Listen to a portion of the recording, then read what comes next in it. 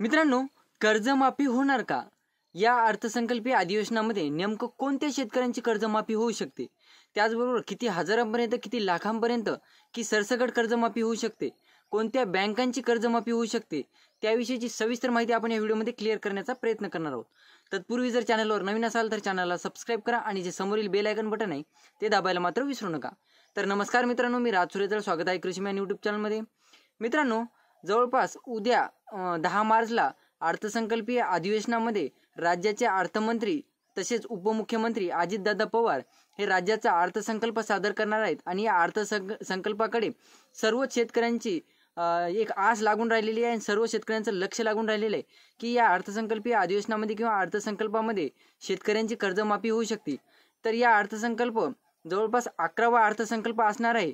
तर ते अर्थमंत्री अजित पवार हे अर्थसंकल्प सादर करणार आहेत आणि जवळपास निवडणुकापूर्वी असं सांगण्यात येत होतं की शेतकऱ्यांची सरसकट कर्जमाफी करू, एवढी कर्जमाफी करू, शेतकऱ्यांचा सातबारा कोरा करू, सातबाऱ्यावरचा बोजा काढू, असे बरेच आश्वासनं देण्यात आलेले होते.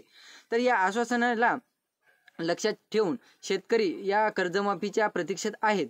तर मित्रांनो, आता या कर्जमाफीच्या प्रतीक्षेत असलेल्या शेतकऱ्यांसाठी एक दिलासादायक बातमी म्हणजे जवळपास ही कर्जमाफीची घोषणा अर्थसंकल्पामध्ये होण्याचे किंवा होऊ शकते, होण्याचे चान्सेस तर 99% आहेत.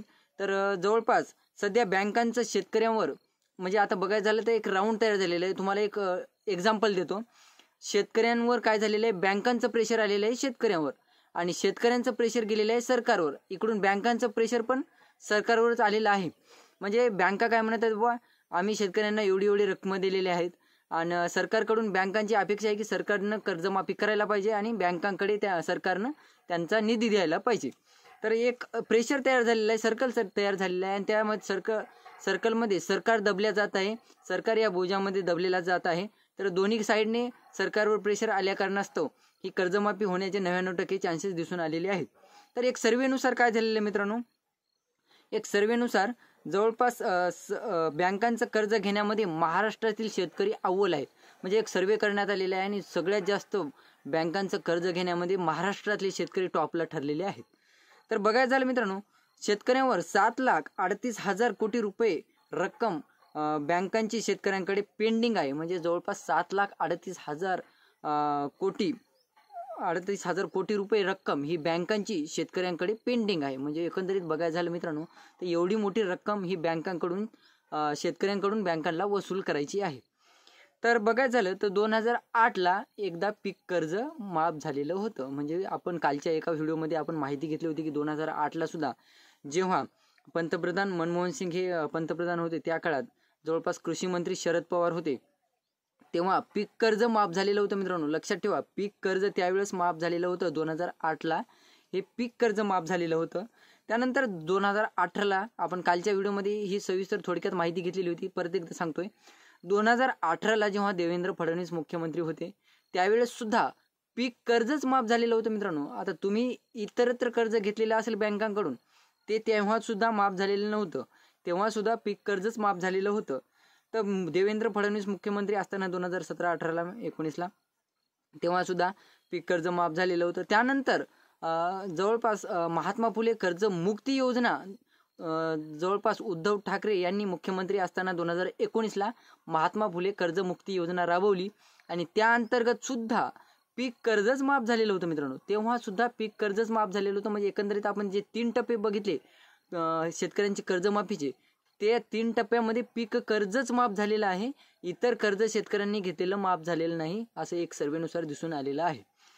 तर मित्रांनो, जेव्हा देवेंद्र फडणवीस मुख्यमंत्री होते तेव्हा छत्रपती शिवाजी महाराज कर्जमुक्त माफी योजना त्यांनी राबवली होती.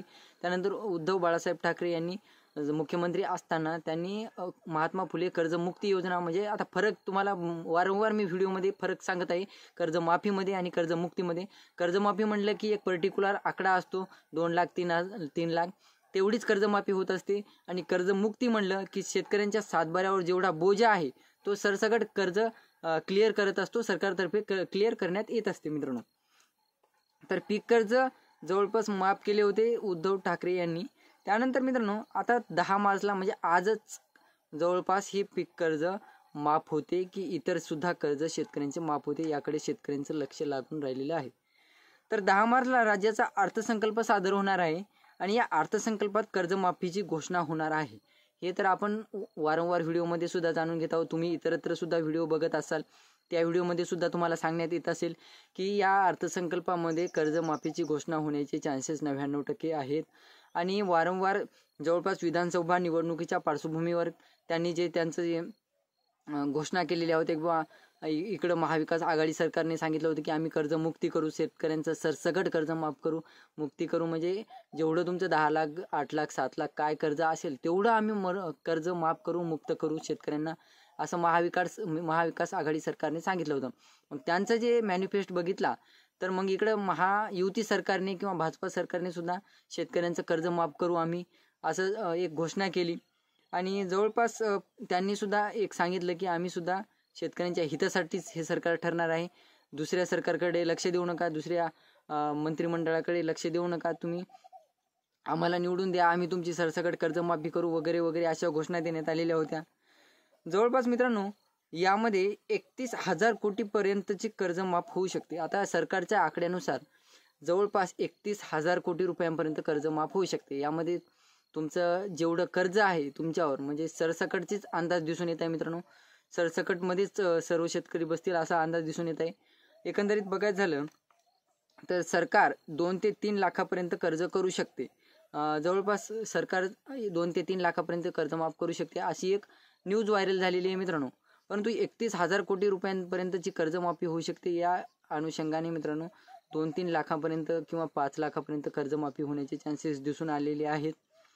आणि जवळपास निवडणुकीपूर्वी जाहीरनाम्यात मॅनिफेस्टोमध्ये मी आताच सांगितलं की दोन्ही सरकारने, महाविकास आघाडी सरकारने सुद्धा कर्जमुक्ती योजना राबवू असं सांगितलेलं होतं. त्यानंतर महायुती सरकारने सुद्धा आम्ही कर्जमाफी योजना राबवू असं सांगितलेलं होतं. म्हणजे एकंदरीत बघायचं झालं दोन्ही सरकारतर्फे आपल्याला कर्जमाफी कर्जमुक्ती होईल अशी आज दाखवून देण्यात आलेली होती. आपण एकंदरीत सर्व शेतकऱ्यांनी म्हणा किंवा सर्व राज्यातील लोकांनी म्हणा महायुती सरकारला पसंती दाखवलेली आहे आणि या पसंतीला पुरून उरत त्यांनी आता अर्थसंकल्पामध्ये शेतकऱ्यांसाठी मोठी घोषणा होणार आहे असं देखील एक ट्रेलर म्हणून, एक अपकमिंग न्यूज म्हणून त्यांनी सांगितलेलं आहे की अर्थसंकल्पामध्ये शेतकऱ्यांसाठी एक मोठी घोषणा करण्यात येणार आहे. तर 10 मार्चला उपमुख्यमंत्री अजितदादा पवार हे अर्थसंकल्प सादर करणार आहेत आणि या अर्थसंकल्पामध्ये जवळपास ते 11वा अर्थसंकल्प सादर करणार आहेत आणि 11 वेळा हा अर्थसंकल्प सादर करण्यात येणार आहे. अजितदादा पवार हे महाराष्ट्राचे उपमुख्यमंत्री सुद्धा आहेत आणि अर्थमंत्री सुद्धा आहेत. त्यांच्यातर्फे जे अर्थसंकल्प सादर होणार आहे त्या अर्थसंकल्पामध्ये शेतकऱ्यांसाठी मोठी घोषणा व्हायला पाहिजे.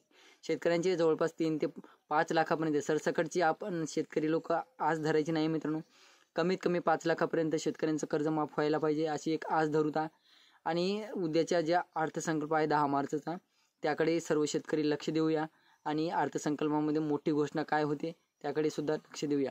तर व्हिडिओ आवडला असेल मित्रांनो तर चॅनलला सबस्क्राईब करा आणि समोरील जे बेल आयकॉन बटन आहे ते दाबायला विसरू नका आणि ह्या व्हिडिओला जास्तीत जास्त शेतकऱ्यांपर्यंत पोहोचवण्याचा प्रयत्न करा जेणेकरून असेच नवीन नवीन अपडेट तुम्हाला मिळत राहतील. धन्यवाद.